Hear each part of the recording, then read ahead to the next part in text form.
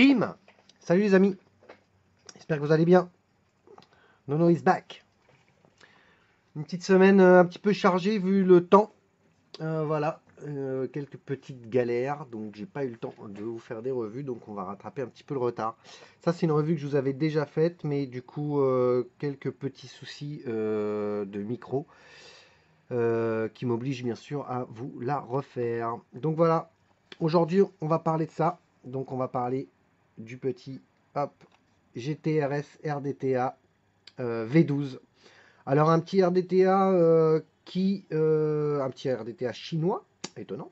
Le mien est en silver, j'ai reçu ça il y a quelques temps. J'aurais préféré l'avoir en noir, mais bon, on va pas se plaindre non plus, hein. Moi, je suis vraiment adepte des RDTA comme ça, comme celui-ci. Ok, vous savez qu'à l'époque, je vous ai fait la revue du Gaïa. Moi, je l'avais découvert dans la revue de Vapian. Pour un RDTA pour les gourmands, vraiment que j'adore. Et là, en l'occurrence, celui-ci, on s'en rapproche énormément. Voilà, il y a des petits plus, comme il y a aussi des petits moins.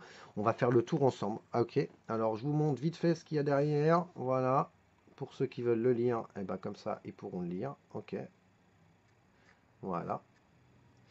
On va regarder ce qu'il y a à l'intérieur de la boîte. Allez, donc bien sûr, vous aurez le petit RDTA dedans. On a un petit sachet de spare avec à l'intérieur un petit tournevis qui est tout simplement une clé Allen, donc une clé 6 pans. Dedans, on a deux petits coils qui doivent être, à mon avis, deux petits, mais alors petits Clapton. Des spares de rechange et puis des vis de poste. Voilà. Alors, seul petit truc comparé au Gaïa que j'ai, on n'a pas de pin BF là-dessus. Alors, je trouve ça un petit peu dommage. Bon, maintenant, d'un point de vue remplissage, on est vraiment super bien. Vous allez pouvoir constater tout ça. Ok. Donc, je vais vous montrer un petit peu la bête en gros plan. Voilà. Alors, pour les caractéristiques, on va regarder ça tout de suite. Alors, il fait 44 mm de haut pour 25 mm de diamètre. Ok. Designé par GTRS V12. C'est très propre. On a un plateau plaqué or 24 carats. Voilà, c'est un plateau Velocity et la contenance fait que 2 ml, donc c'est très très petit. Certes, maintenant je trouve que les finitions sont vraiment belles. Voilà, moi je l'ai déjà monté avec deux petits fuse Clapton. Ok, qu'on va nettoyer d'ailleurs ensemble. Voilà, pour le plateau, on va vous le démonter entièrement pour que vous puissiez voir. Alors, comme vous pouvez le constater, on a deux O-rings ici, là. Ça fait vraiment le boulot, hein, c'est vraiment très bien. C'est un petit peu comme sur le Gaïa, on a aussi deux systèmes d'airflow, on va revenir dessus. Par contre, pour le remplissage, ça c'est le coup de remplissage, donc vous voyez que c'est vraiment balèze. Là, il y a tout qui passe, c'est vraiment génial. Et d'ailleurs, là, on va se tester un petit jus, le Benz de Babelito. Ce sont des gens que j'ai rencontrés au Vape Expo. C'est une petite custarde épicée. Et donc, ça nous vient du Canada, il me semble, hein, si je dis pas de bêtises. Voilà, c'est fabriqué en France. Donc voilà, allez, on va regarder ça, on va se le dévisser entièrement. Donc en fait, quand vous dévissez le plateau, vous avez tout simplement accès. Comme vous pouvez le constater ici, c'est tout simplement l'arrivée de jus. Il y en a de chaque côté, donc autant vous dire que ça coule à flot là-dedans. On a un petit O-ring ici, un petit O-ring là. Ok. Les finitions, les pas de vis sont super, super propres. Voilà. Je trouve que franchement, il a de la gueule ce petit RDTA, surtout en noir. Ok. Alors, on n'a pas de Pyrex de rechange. Voilà. Si je dis pas de conneries, hein. On n'a pas de Pyrex de rechange. Ouais, ça non plus, pas de Pyrex. Bon, pas de Pyrex. Dommage. Voilà. Ok. Donc, on va remonter ça direct dessus. Il n'y a pas besoin d'en faire des pâtes à caisse, hein. Donc les pas de vis, comme je vous l'ai dit, c'est vraiment du pur bonheur. Terminé. On va se mettre ça sur une petite table. Hop, on va se refaire une petite mise au point pour que vous puissiez voir, voire même peut-être un gros plan. Voilà. Pour ceux qui voudraient voir. Voilà. Allez hop. On va regarder. 0,16. On va faire chauffer un peu tout ça. Pour le nettoyage, il a peut-être un peu... Donc 0,16, autant vous dire que ça envoie un peu de pâté. Voilà. On est pas mal là. Allez, on va se cotonner ça vite fait ensemble. Donc coton kendo. Coton kendo. Ok. Voilà. Hop. Allez, on va se prendre un petit peu de coton comme ça.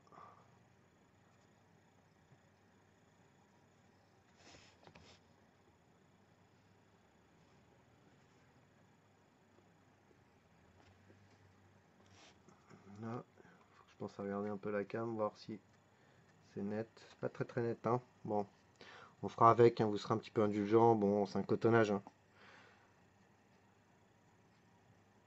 Hop.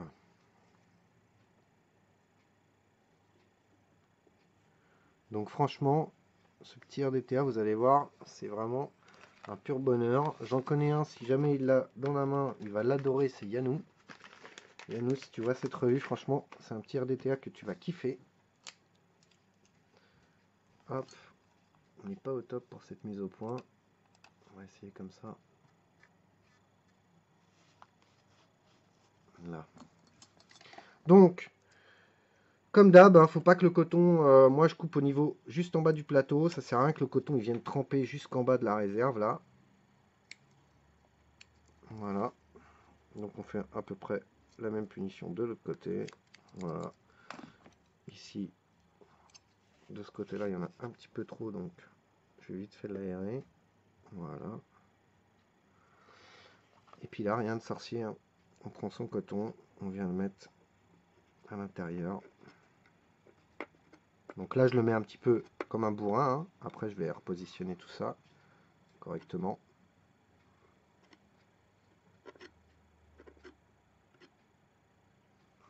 Hop. Voilà. Vous avez le droit de chanter une chanson, hein, pendant que je fais ça, ou mais mettez un peu d'ambiance, ça fait toujours plaisir. C'est vrai que j'aime bien quand il y a de l'ambiance, histoire que ça fasse pas trop de blanc, quoi. Donc là, je remets un petit peu mon coton. Je vais vous le montrer en gros plan. Attendez, on va faire ça bien quand même, hein. Voilà. Là, moi je relève un petit peu mon coton, que ça fasse des petits bourrelets là. Mon coton en dessous, on le voit à peine. C'est comme ça qu'il faut faire. Là, ici, on va prendre... Je vais essayer avec ça, hein. Franchement, c'est la première fois que j'essaye. Je suis pas sûr que ça va fonctionner là. Peut-être que... Ouais, ça passe. En le positionnant bien, ça passe.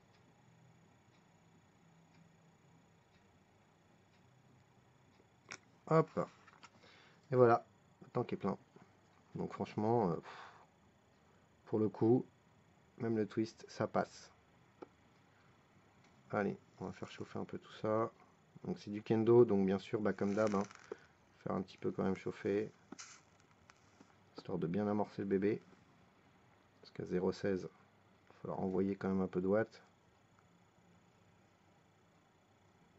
Et pour une petite custard comme ça, c'est vraiment bien.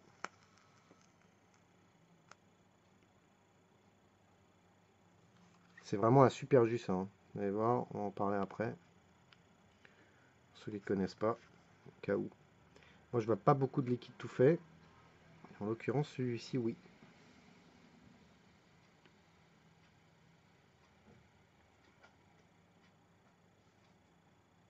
Voilà, ça me semble pas mal. Donc là en fait, moi je viens vérifier qu'ici, en fait là il y a l'arrivée d'air. L'airflow qui vient frapper le coil, en fait, tout simplement. Donc je viens vérifier que mon coton il soit bien positionné pour pas venir obstruer l'arrivée d'air. Ok, donc je recale tout ça une fois que j'ai effectivement cotonné et tout. On revient remettre la cloche. Pouf. Et voilà les amis. Rien de sorcier. Donc en fait, on a deux systèmes d'airflow. Je vous ai pas montré l'intérieur de la cloche, je vais vous le montrer. L'intérieur de la cloche, voilà. Donc effectivement, on a un petit, ils ont prévu un petit truc pour éviter d'avoir des remontées de liquide. Ça fonctionne plutôt pas mal. Franchement, vu que moi je lui envoie des watts en plus, franchement ça fonctionne bien. Alors ici, on a bien sûr un airflow, ok, et on en a un autre au niveau du drip tip. En fait, le drip tip il est comme ça, donc c'est un drip tip en ultime, ça chauffe pas du tout. Et vous voyez qu'il y a des petites encoches. Pourquoi? Parce qu'en fait, donc là on a un joint aussi. voyez qu'à l'intérieur, on voit bien qu'il y a un petit truc pour les remontées de liquide. Ça fait vraiment le boulot, hein. Franchement, ça fait vraiment bien. Et donc, on voit les deux petits haricots ici. C'est pas du tout fait pour le remplissage, hein. Mettez pas du liquide là-dedans. En fait, c'est tout simplement, puisque les petites encoches, si on les laisse comme ça devant, bah, en fait, ça fait une arrivée d'air en plus. On va en reparler après. Pour l'instant, je vais le laisser fermer. On va mettre ça sur une petite box. Voilà.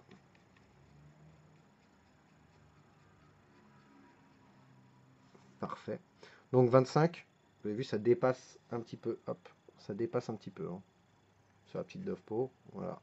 Bon, par contre, je trouve que c'est un petit RDTA qui a vraiment de la gueule. Voilà. Je vais tirer une petite barre. Je suis potard un peu plus que deux.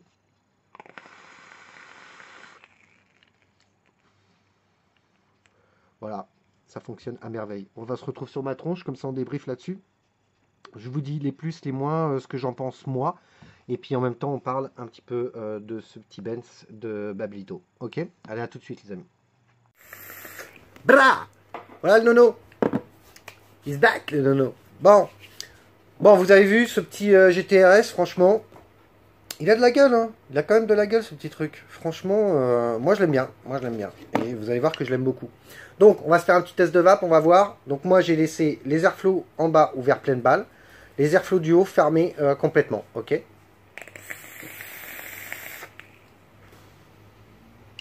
Ça envoie. Ça envoie vraiment bien, quoi. Le rendu de saveur est vraiment top. Le rendu de saveur est vraiment top. On est vraiment, il est vraiment comparable à mon Gaïa. Donc franchement, génial. J'adore. Alors, là on va ouvrir les airflows du haut en plus, ouverts en grand, et on va voir.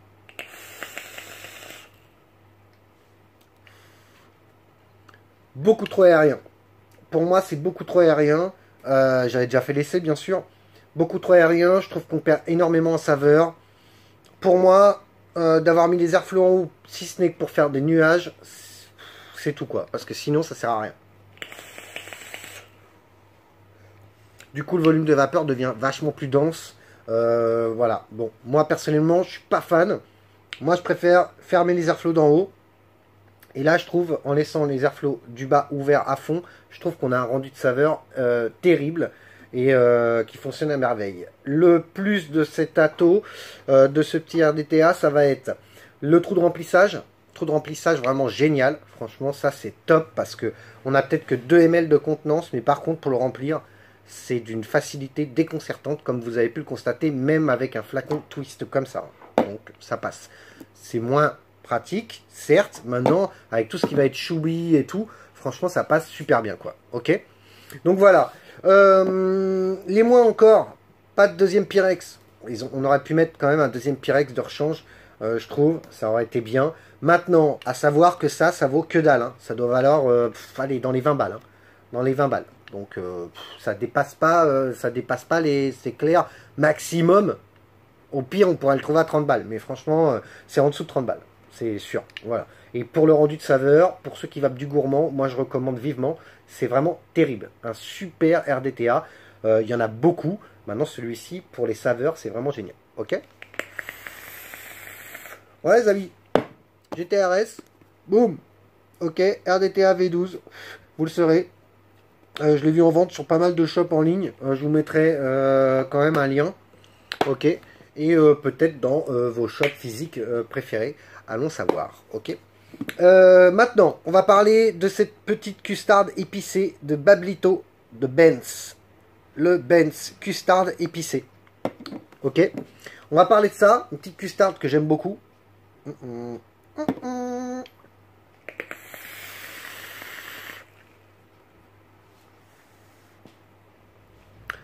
On a une bonne custard.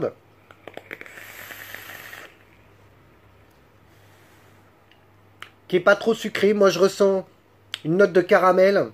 La custard, pas hyper épaisse, mais une bonne custard quand même. Hein. Le sucre, pas trop présent. Je sens plus le sucre du côté un petit peu caramel. On sent comme une petite note de cannelle, je pense. Voilà, j'ai pas plus de description que ça. Donc, c'est vraiment du ressenti. Peut-être je peux me tromper. Moi, je vous donne mon avis sur ce liquide. Après, si vous en savez plus, au contraire, n'hésitez pas à mettre un petit commentaire pour ceux qui, effectivement, voudraient en savoir un peu plus. Ok. Alors, on a une bonne custarde avec des notes de caramel et de cannelle à l'intérieur. C'est légèrement, mais légèrement poivré.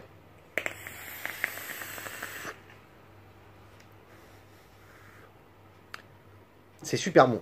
Une petite note vanillée, caramel, vraiment, c'est vraiment très très bon. Hein. C'est une superbe petite custarde, ça. J'aime beaucoup ça. Beaucoup, beaucoup, beaucoup, beaucoup. Ok. Donc voilà. Il n'y a pas grand chose à dire de plus. C'est un super bon liquide. Ça vaut dans les 17-20 balles, hein, à peu près. Donc ça arrive dans une fiole twist comme ça.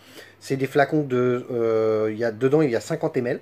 Et donc ça vous permet de pouvoir mettre un booster dedans et de faire du 3. Je pense que si on essaye de faire du 6 avec, je pense que après on va perdre vraiment ce côté...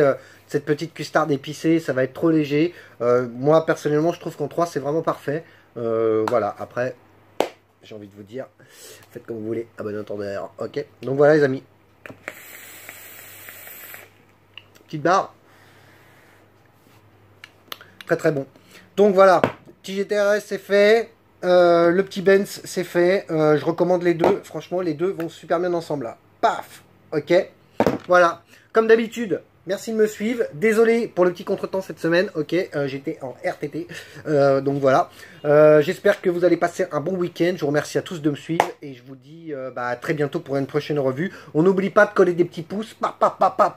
Ok, ça fait toujours plaisir. Si vous avez besoin de quoi que ce soit, mettez un petit commentaire. Je vous réponds le plus rapidement possible. Ok. Bon week-end à tous. Bonne vape. Et je vous dis à très bientôt pour une prochaine revue.